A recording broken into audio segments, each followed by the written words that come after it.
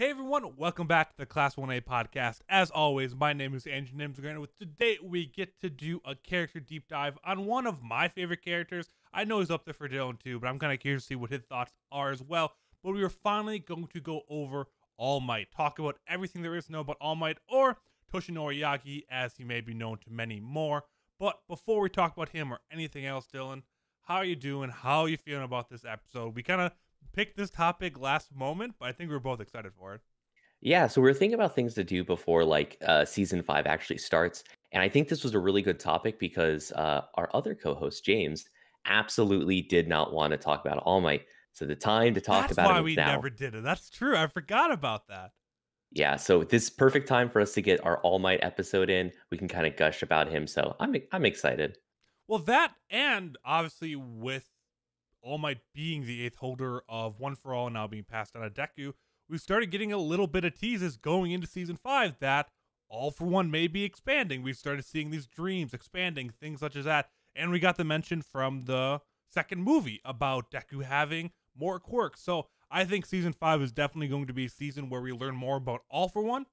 I mean, One for All. So it makes even more sense that we talk about All Might going into season 5, as that is just 3 weeks away now. Yeah. But if this is your first character deep dive, pretty much what we do is we give a little bit of a bio, information on him, talk through the big moments, compare, and then for All Might, we each do kind of a special topic for each one.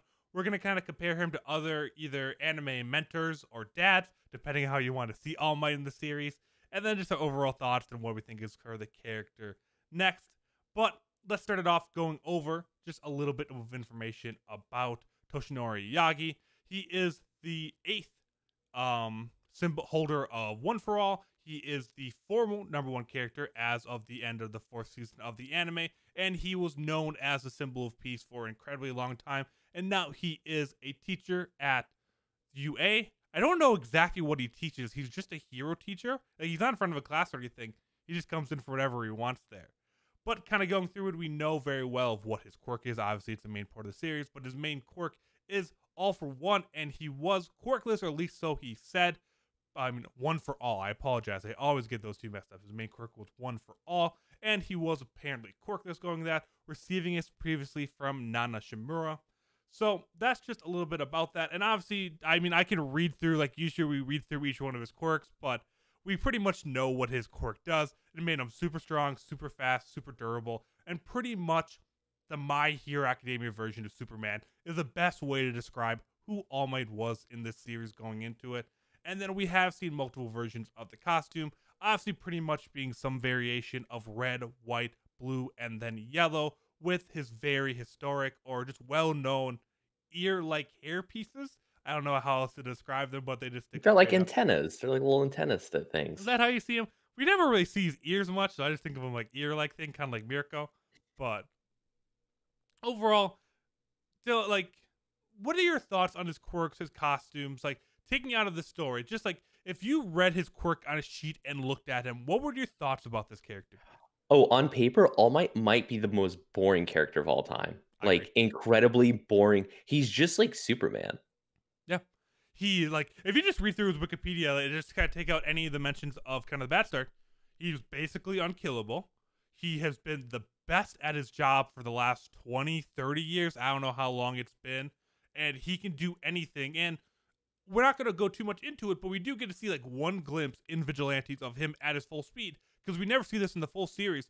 But he cleans up like a whole herd of villains and then literally is sleeping on his way back to his base. Like, he is In so strong seconds. that, yeah, In he can seconds. in seconds he can clean it all up and deal with all this. And then he is so competent and skillful that he can sleep as he just jumped midair back across the country. I mean, that is how powerful a man this is, and how anyone could ever think he fits into a series. It just doesn't make sense. But with how they do it, and just kind of moving into a little bit more about how he works in the story and how he fits in the story, is showing him of being this injured very early on and having this masquerade that he has to put on of still being the #1 while being injured and only being able to do it for a couple hours a day was such a smart way. And you kind of knew that the second you met him, there's going to have to be some kind of handicap. Otherwise, how could Deku go on? But the quirk not being his own and having to hand it off, which obviously makes him weaker, the injury, And just his attitude change of going from no, you can't be here because you're quirkless to then changing that mindset and then being pretty much Deku's number one fan the rest of the series is such a good way to put the focus on Deku as the main character, but also keep All Might there as a remembrance of what he was, what Deku can be, and just overall continuing us to learn more about All One for All.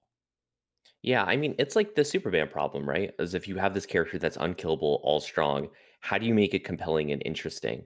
Um, and they figured that out, which makes sense because Horikoshi is a huge fan of Western comics. Yeah. So they solved this problem of how to make these characters interesting, and he kind of did that. And I do like how they nerfed him and kind of switched up his quirk, and it turned him basically into someone who doesn't even fight anymore in the series. Like I think the last season, all season 4, he was just, like, chilling, Yeah. right? Yeah, I And don't he was think still he a good went like character. into his main form for more than like a couple of scenes, and that was only for seconds pretty much. And I think that was in the forest when they were training his air blast. I think that's literally Yeah. the only time we saw him in this form most of the season. Yeah, So and it made the series even better because I remember watching seasons 1 and 2, and All Might would step in and do something, and I would always think, "Okay, this can't last." You can't just keep having All Might, yeah. get strong for, like, a minute and save the day. There needs to be a breaking point, and I think they handled that transition well, and I think they did it at a point of where All Might, yeah, did kinda show up and just save the day, but, like, most of those situations was just set up. They were just setting up the series, getting things kind of in place and ready, getting Deku to, like, a competent level, so he's not just blowing up his arms every day, and they finally got to that point, and they were like, "Alright, no more power, All Might. Good luck. Also, we're giving you a good send off." And that now, yeah, we'll talk about that in a couple minutes. But also, they did it late enough in the series that I agree. Like with the whole USJ arc, we knew he was going to show up. Everyone's going to save the day. They're not going to kill off half the class and the teacher in the very first season. Like you knew that was going to happen. All Might was going to make it and find a way to win. And even going in with the whole Baku arc and the Forest arc when he was coming to save the day, like, oh, of course he's going to win and save the day and all that kind of stuff. You just expected, and that takes a turn. But it gave us enough time, one, to meet and know more about other pro heroes to kind of fill those slots because obviously they're still just students and they're going to need help. Enough time for us to actually care and learn more about the students because if they did this at the end of season 1, it'd feel kind of weird going into season 2 because the students weren't ready at that point. I mean, Deku was still blowing off his arms more or less at that point. So they did it at the perfect time of when they took him out of the series as at least a power object and more into a mental object, which I really appreciated. But I guess a couple last things before we go through a couple of his moments because he doesn't have many big moments. He is very much a side character, despite being All Might. He's a side character outside of 2 or 3 big fights, and then moments outside of that, he doesn't really do too much. But so a couple of other things we know about him. We don't know anything about his parents. They never really mentioned that. We did know who we got it from his previous mentor, and that is, he had a secret fight with All for One, and One for All had a secret fight, and that's how he got his injury. He studied in America at college, which is where he gets the whole California smash, where he gets the American kind of part from, and he's teased for being an American throughout the series.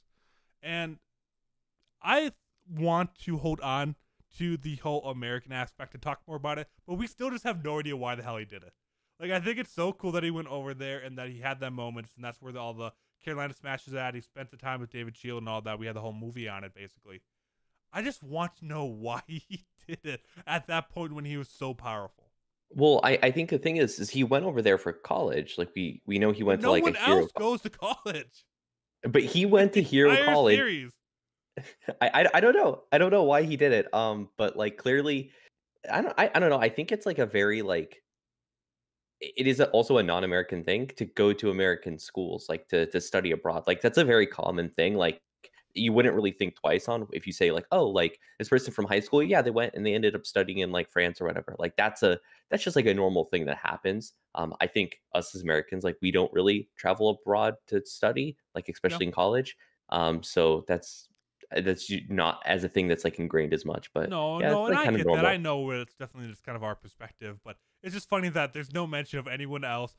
All Might's still probably one of the strongest people in the world at the point he's Oh, going to yeah. college. So like, why aren't you in Japan protecting Japan? Like it seemed like he just went there for the college experience to meet some girls and have a good time. Like I don't know why else. Well, no, that does seem like All Might, though. It's because I know it doesn't. I he's just kind don't of get it. dumb. I just don't like. I wish we just give us like a 20-page like explanation of why he went to college. Like someone had to ask the question before, and Horikoshi probably has an answer. But no, I'm hanging on to this unnecessarily because I just love thinking about it because it makes no sense except that it's really cool, and I'm okay with that. I'm okay with things just being really cool in the series. But okay, let's start moving into a couple of the bigger moments in the series.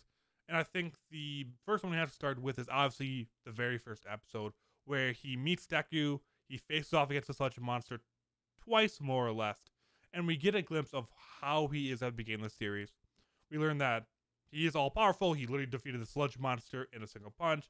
Very much used to the fans and all that, giving Deku the signature. And we're seeing very much kind of a cocky but fast-moving hero, which we learn is because that he has his time restriction, and when he has to do anything hero work, he has to do it very, very quickly. We meet that. He asks Deku not to tell anyone on the fan boards, but also says that no, you can't be a hero. And then later on, when he doesn't have the power and Baku is captured by the sludge monster, he's sitting there almost powerless. And then at the reaction of seeing Deku run in, he then gets over the restraint and powers up and takes out the sludge monster. One punch, literally changing the weather, and then also having a conversation at the end of the episode where he then explains how his quirk works. It can be passed down, and saying that yes, you could be a hero. So this is our first interaction to him, and definitely not what you would have expected based off how Deku was. But I love this first episode no matter how many times I watch it, and how he interacts and has this quick mental change after seeing how Deku reacts. Yeah, I mean it's a good way to set the series, and it's also like a good little like punchline. He's like, because like Deku gives this impassioned speech. He's like, "Can I be a hero?" And All Might's just like, "No, Go be a police no, officer. They yeah, do good too. yeah." And I think that's really good because the writing still sets it up to be like, oh, is All Might actually just one of those like strong people that are jerks? Like, Like is it don't like meet so your celebrities. yeah, like Captain Celebrity when we first meet him on how he's like super strong, but he was just kind of a jerk too. So I think they set that up really well and kept the mystery kind of going a little bit. And I don't know, the first episode is perfect. It's such a perfect opener. It's really good, and I'm also glad that they restricted him to kind of being quirkless and not having a path forward to only one episode. Because I think seeing him get bullied for multiple episodes at the beginning of this show would have been kind of a downer and moved much slower. But at the pace at which he meets All Might, his hero, he gets shot down. Then he has that hero-like moment and said, like, oh no, I changed my mind. You could do it. And they instantly pretty much go into the training arc right away instead of wasting any time. Like, even with a show like Demon Slayer, like, it takes a good 3 or 4 episodes before he even makes like any progress moving forward of like starting to hunt demons. Like it takes him a while to get to that point. While in My Hero, at the end of the first episode, like great, he's gonna get this super powerful quirk. He just needs to train for it. So I like how quickly they get into that and move forward and have All Might just being there as a mentor rather than playing like, oh, are they down the road going to like team up and like have some kind of better interaction or showdown or something like that. Like nope, we very much see like Deku's going to be main character and this is his path forward, which I think is what makes the episode great. Yeah, I think there's plenty of series that could do that. You can have the slow burn or whatever, and it will make it better. Not My Hero. Just give me the goods for this part, right? They just skip they skip the long intro there. They just get into the good stuff, which I really appreciate. I think it fits the tone of the show overall really well. Yeah. And then going through kind of just steps forward, we have him obviously training alongside Deku, very much Deku being early on, taking pictures of him crying and all that. Kind of being a dick still, but a supportive dick. Building out the training plan, and then we have him give Deku his quirk right at the last minute before going into where we get the historic line of making him eat his hair, which is always a very funny moment no matter how many times you watch it. And then the reveal that he's working at UA after Deku does pass it, and admitting him into UA as the hero program. Anything for those couple little moments you wanted to talk about? Otherwise, pretty No, self-explanatory, cool moments.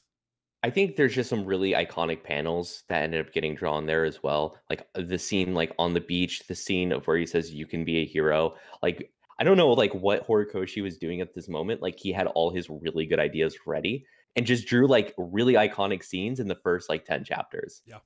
There's a really good moments that no matter how many times I've watched the series multiple times, I always get a little chills or smile a little bigger than normal or laugh at some of the lines. Like the first season really is a masterpiece. And I think a lot of that is because of the unique relationship between Deku and All Might, which definitely changes more to a very father-like figure as the season goes on, so you don't get that same energy from those two down the road. But pretty much the next time after there's training moments, All Might's always on the side watching Deku, trying to give him little tips here and there about how to control his quirk. But the next time we really see a lot of All Might, and he's the main aspect of it, is at the USJ arc, at the very end of it when he comes to save the day, where obviously Shigaraki and all the crew came to pretty much kill All Might, that they knew he was going to be there, even though he didn't end up being there, and that they had the Nomu here to kill him. And that ultimately the Nomu stood no chance, as he learned it was just literally resistant to his punches, so he just punched harder and faster and blasted it into space. So that's pretty much how the went.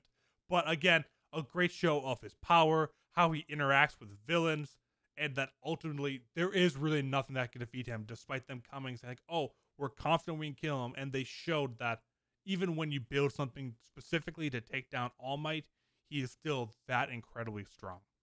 Yeah, and this is the perfect kind of fight that I like when you're using a character like All Might, of where you go up against this Nomu, he starts punching, he goes, "Well, this has been specifically designed to be anti All Might," and then All Might goes, "Okay, but what if I punched really hard?" Yeah. And it's super hype. It's so good.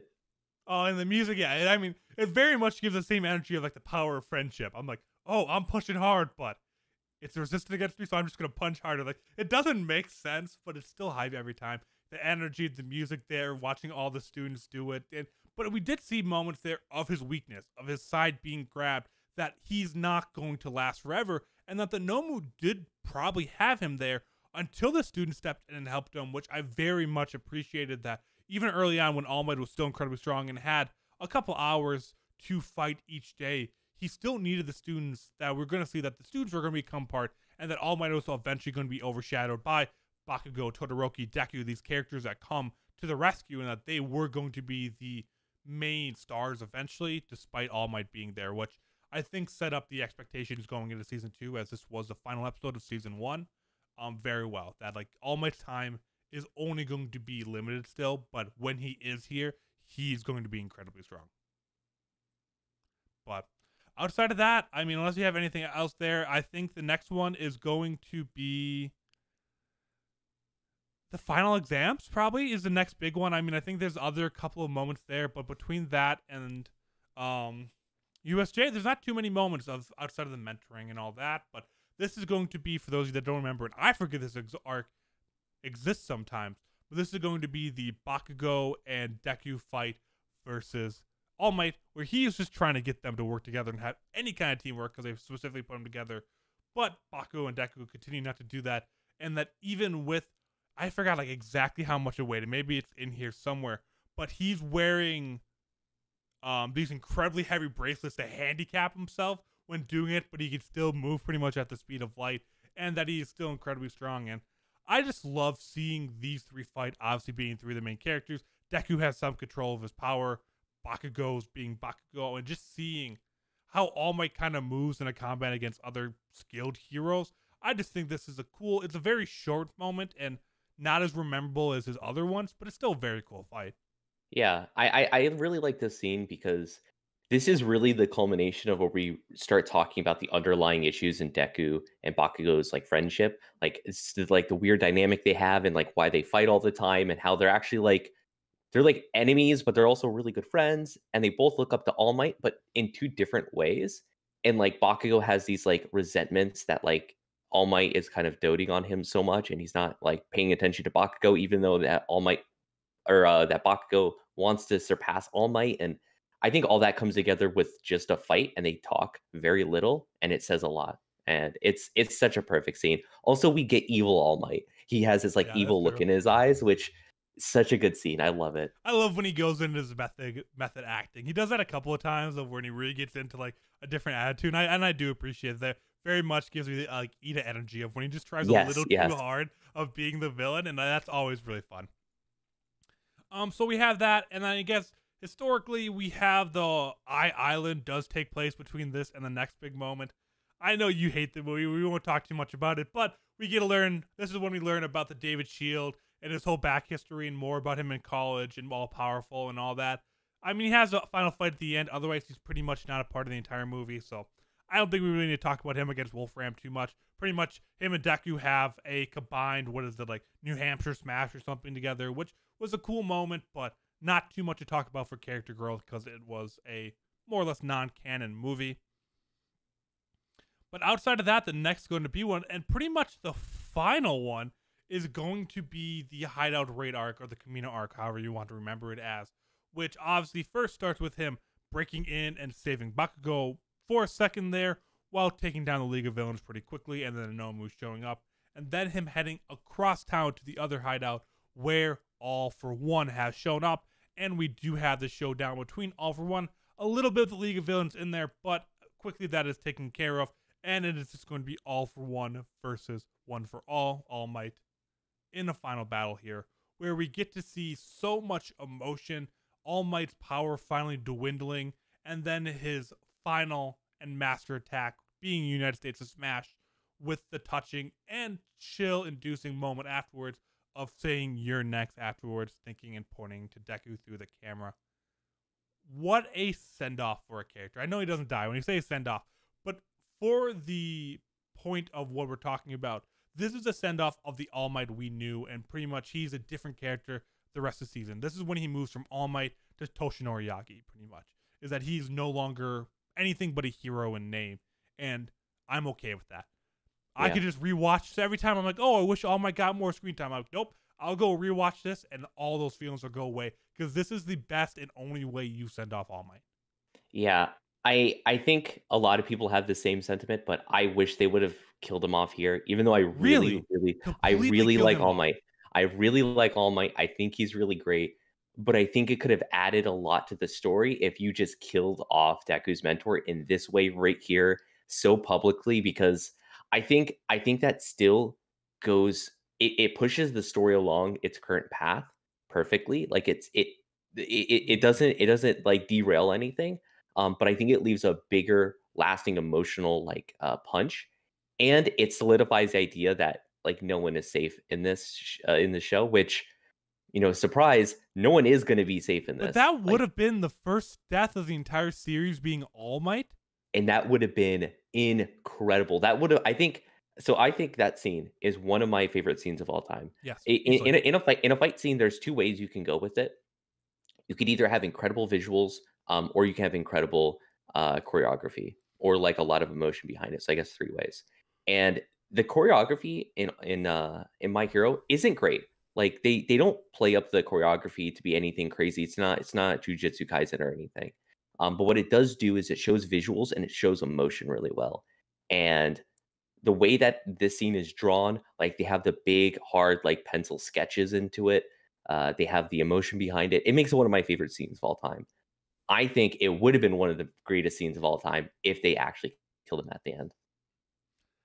I agree with that. I'm thinking like, oh, well, how is Deku going to continue to advance? And I think from a percentage-wise, he continues to advance. I think if anything, that causes him to pretty much do an instant increase. That his emotions just like, oh, instant level up. And that, like, I'm sure he'd figure out the air cannon eventually, like after watching notes or watching an old clip or something, like thinking about some of that. The only thing I worry about is what Nine says on the island, is if there are other quirk Deku is going to inherit, of that being too much, and how do you explain that without All Might there? I don't think Deku is capable of explaining that. I don't think that it, like, All Might needs to be there for the explanation of whenever, I'm assuming, One For All is going to be revealed to the public. I don't think we make it through the entire series. Bakugo knows already. I think eventually it is going to be revealed to the general public. And without All Might there, no one believes his story. Because you need them both there. And I think that's where the one part of why he had to die. I agree in so many ways it makes the fight better. It makes some of Deku's growth better. But I think in the long run, he has to be there for at least the public reveal of One For All. And then after that, I agree he can die off. That sounds bad, but I think we missed the like the punch of it though.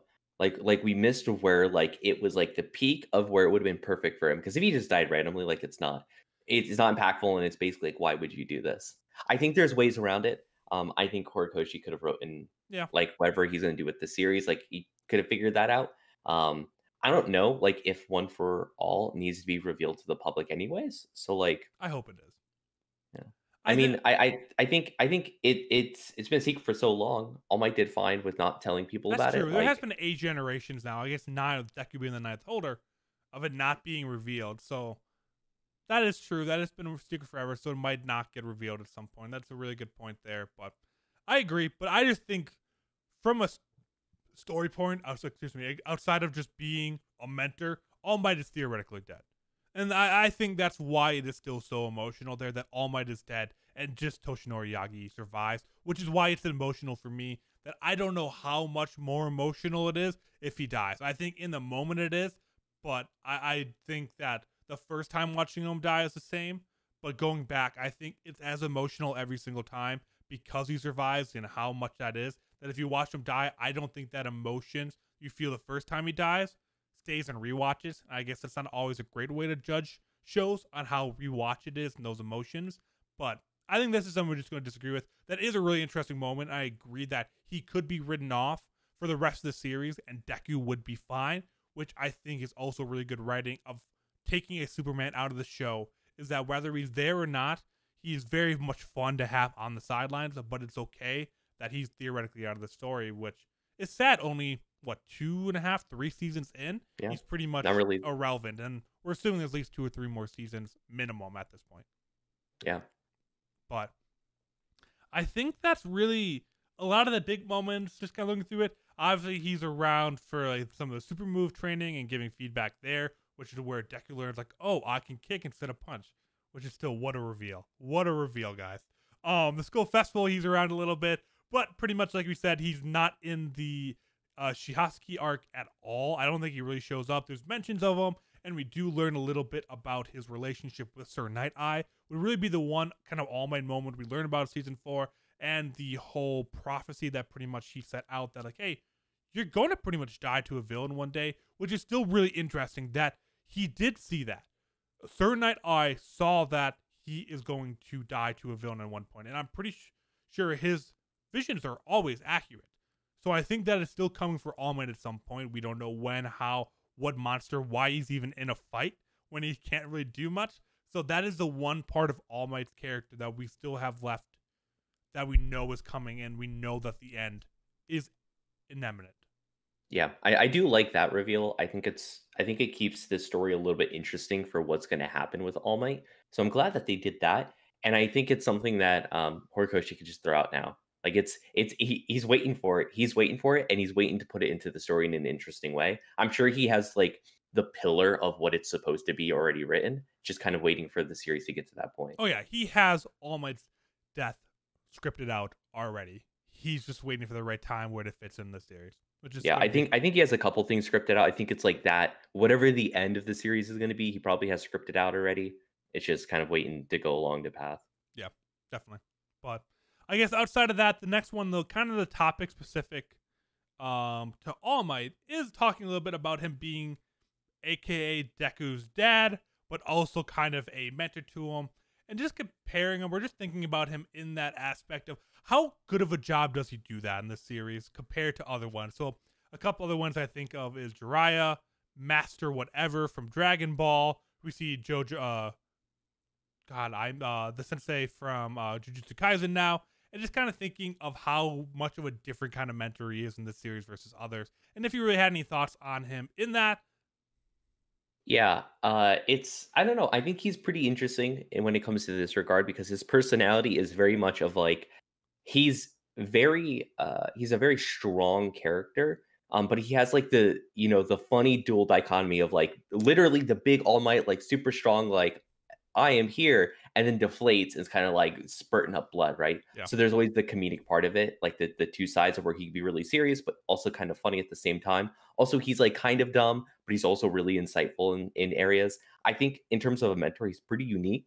Thinking of like how to compare him with others, I do see him a little bit like Master Roshi in the fact of like he has this like hidden like strongness within him, like literally like within him, but the personality, like, not quite. Master Roshi is a very, like, a very, horny character, Yeah. is the best way to I was about put to it. compare Jiraiya to him as well. is that he has Yeah. the very powerful, very jokingful side, but also very horny, which is not All Might at all. But I think this is, like, the really good evolution of what that is, Yeah. right? Is because they figure out what makes these characters, like, strong and important and a mentor, but also funny, and they're like, "Let's just make him like a horny old man." Yeah, and Instead then of they doing shove that, all they that were horniness in Moneta instead, which I'm okay with.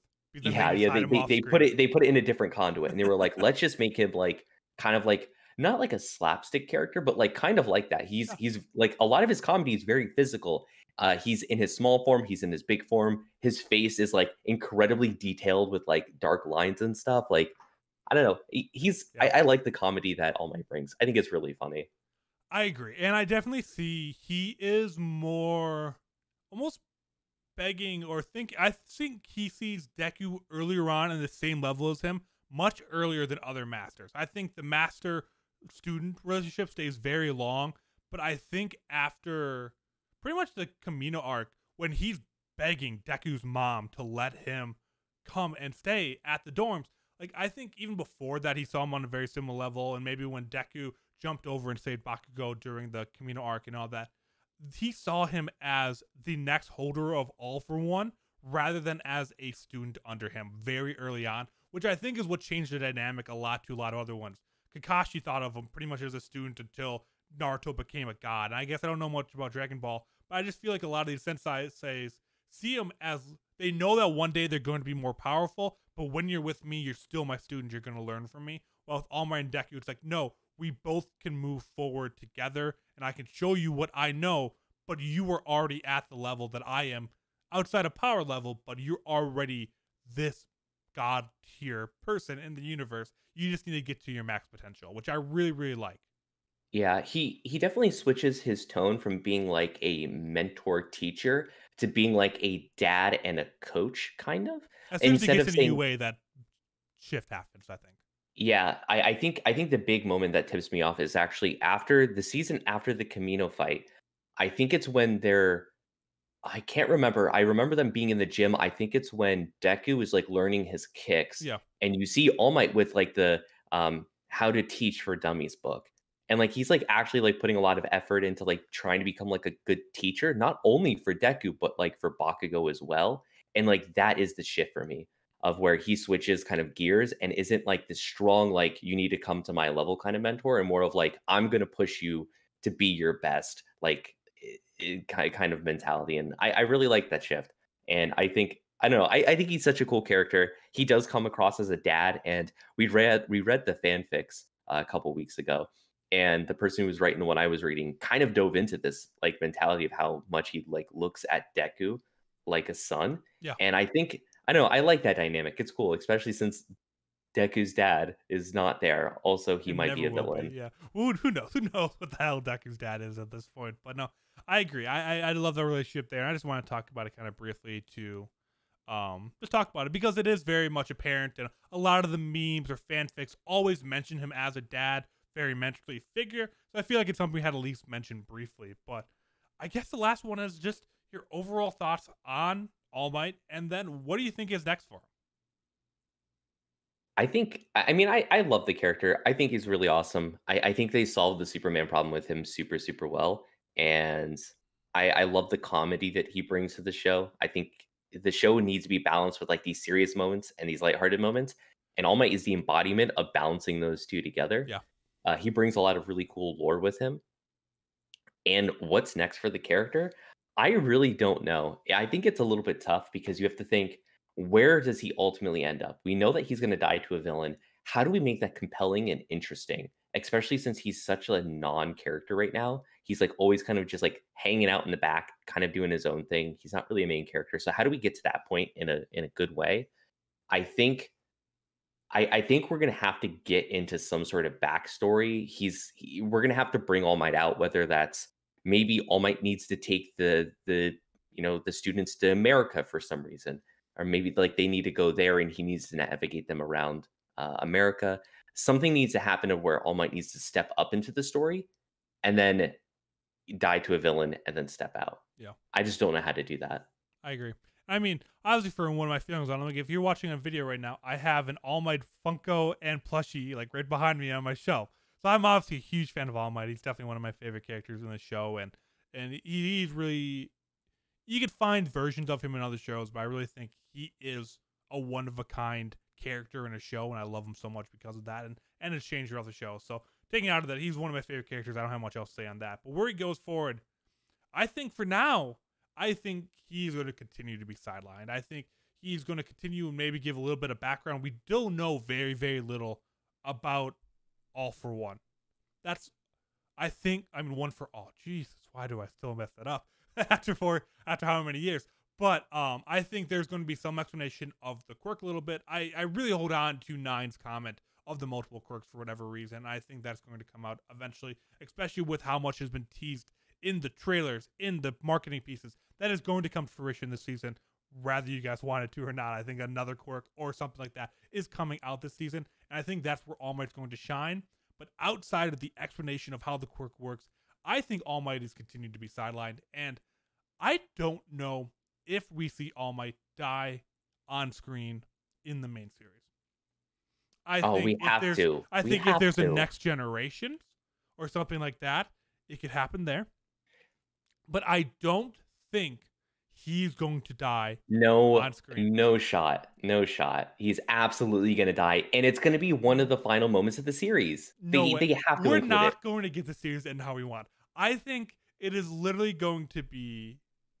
I don't think we're going to love how the series ends, because there's going to be so many unanswered questions that we never get and want.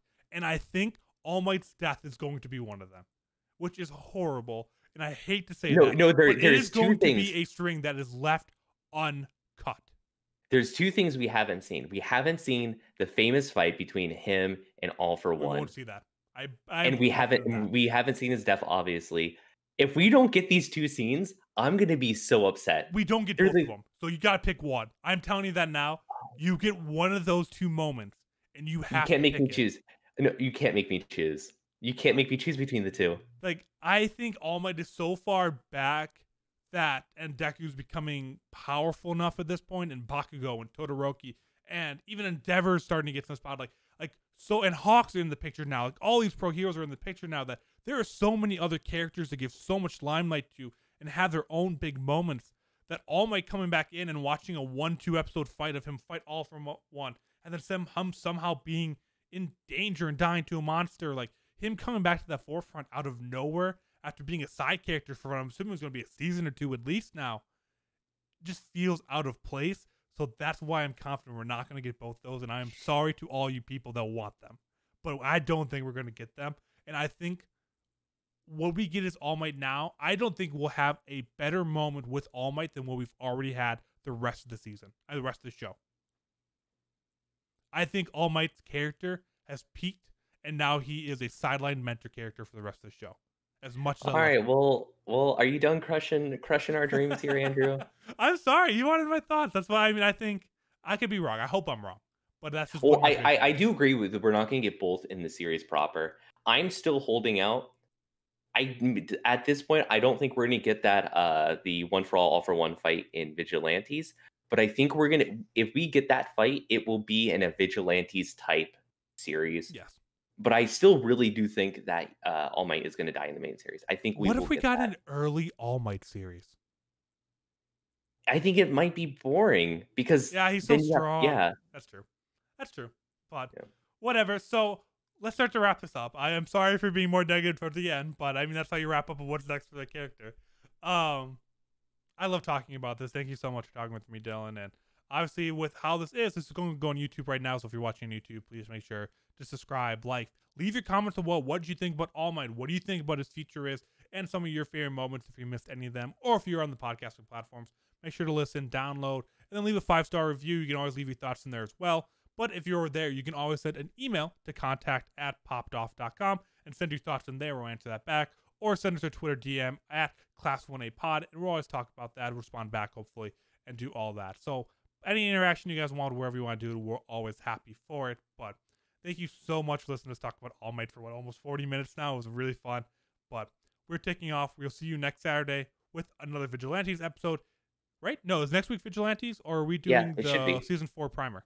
Wait, both. Recap? We have both for them. We have both. So next week is going to be really packed. That we're going to have a Vigilantes chapter we're going to have a season 4 recap, and then we're going to have a manga chapter review on Sunday as well.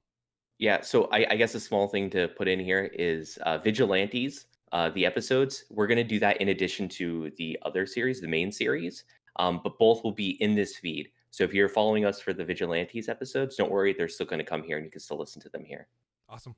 But thank you so much for listening, and we will all see you back here next week for a content heavy week.